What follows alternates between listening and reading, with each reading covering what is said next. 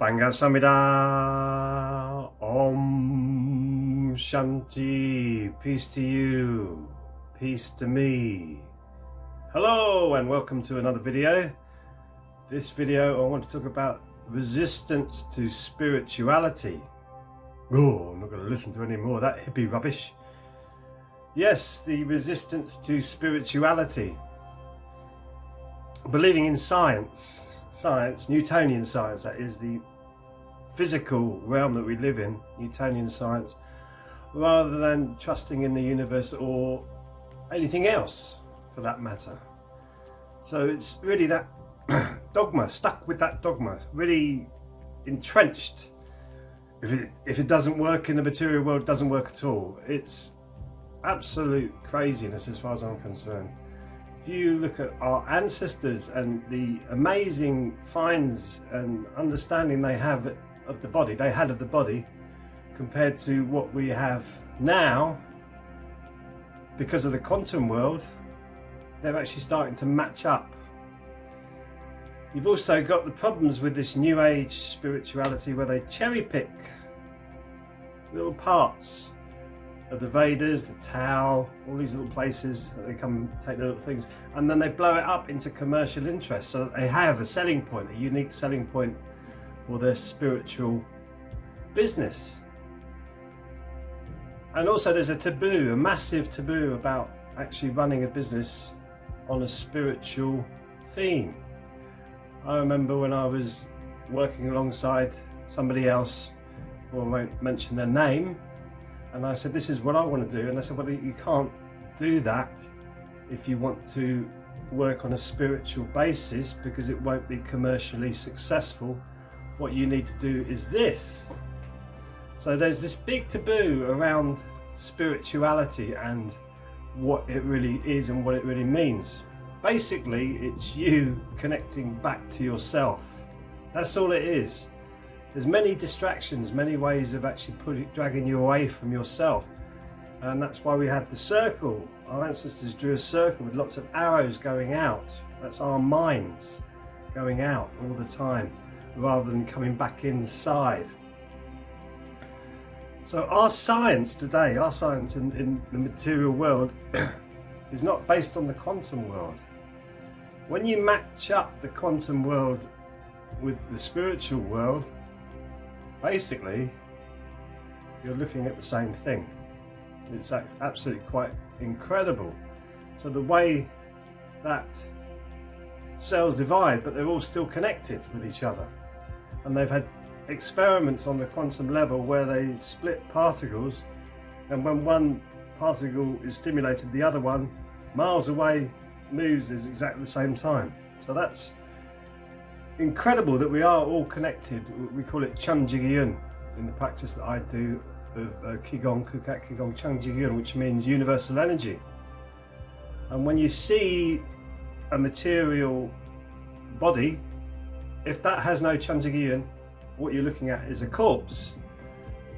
And when you understand the Chunjigyun coming through you, and you're just an expression of that, so this body is just a receiver and transmitter of information, same as the brain, you realize that everybody else is having the same experience, which is actually very liberating in that respect, because you start to treat all living things with the respect that they deserve, because they're having the same experience as you.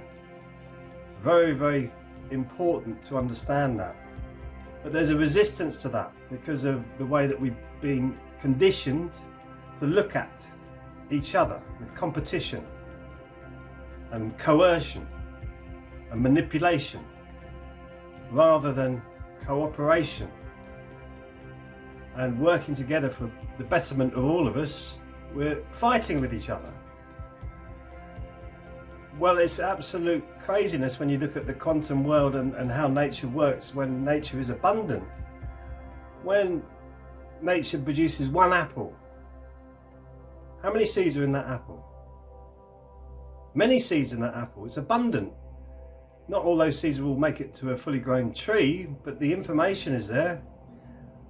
Melons, Galia melons, for instance, tons and tons of seeds. You can actually dry the seeds up and ground them up but there's better ways of getting those nutrients into the body. But tons of seeds, and you accidentally put them into your compost and you put it out the next year, boom, they fly up. Crazy. But it's abundant. Everything is abundant. Spirituality is a big awareness of the abundance that we actually live in. So also, it's how much are you willing to change yourself? How much are you willing to change? That's a big question that I ask myself.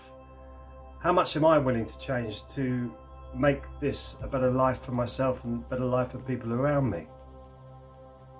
Well, at first, massive resistance. No, why should I change? Look at these people. The corrupt banking system, the corrupt corporations. There's all this pollution going into the world. We're getting the blame for it. And yet we don't really have too much choice about how we live with all this mess around us. We have a resistance to that as well. But then I realised I do have a choice and I can change. And I went from being a very big meat eater to a vegan. And I went from being a big party animal, as it were, quite a big drinker, to very, very moderate now, very moderate alcohol intake, because I realised that it distorts my field, it distorts my body. Al-Gog is the Arabic demon, Al-Gog, which is where the word alcohol comes from. That's why it's called a spirit. If you drink too much of it, you allow the spirits to come in and you do things that you wouldn't normally do because you're under the influence of the spirits. So how much are you willing to change yourself? How much are you willing to actually move yourself to become the best version of you? That's the big question when it comes to spirituality. It's all about you. It's all about how you perceive the world and how much you're driven by your conditioning and your programming from those early ages, those first 7 years. We're all programmed, we're all conditioned in those first 7 years. To break that takes habit, forming new and good habits so that you move yourself in the right direction. But also studying quantum mechanics now, how it all works. They have machines that actually pick up the energies of the chakra systems, the energies of the meridian lines and the acupressure points that we have on our bodies.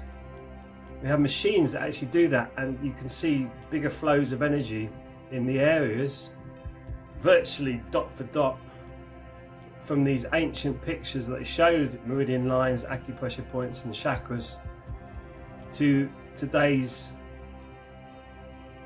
machines that can find these energy lines. It's quite incredible when you match the two up. And the whole concept of us being connected through this energy field, they call it the field now, and nothing actually gets destroyed. So you've got the material matter, so you watching this probably have, well, you will have atoms from Napoleon, Hitler, Gandhi, Jesus. All these people have these because the atoms are so tiny and it's just all being recycled. Same with energy. How much energy carries information which would be a memory from you? How much would that be? And how much does that go up into the Akashic records? It never gets destroyed. Therefore this energy is continually being recycled as well. So where does that come into the whole picture of spirituality? We don't know. We're not here to know. Our minds protect us from the astral realm and the higher realms. And the more that you actually start to let go of all the material world, the more you can understand the higher realms. If you were to just catapult yourself into the higher realms, you'd be in serious trouble if you still have all these preconceptions and conditionings that we have as human beings. I've met people who've gone on ayahuasca trips and come back and they've completely lost their mind. They're completely insane. They really can't make head nor tail of this whole reality because they're still holding on to the material realm. So that can be very dangerous, can be very liberating, but it can be very dangerous.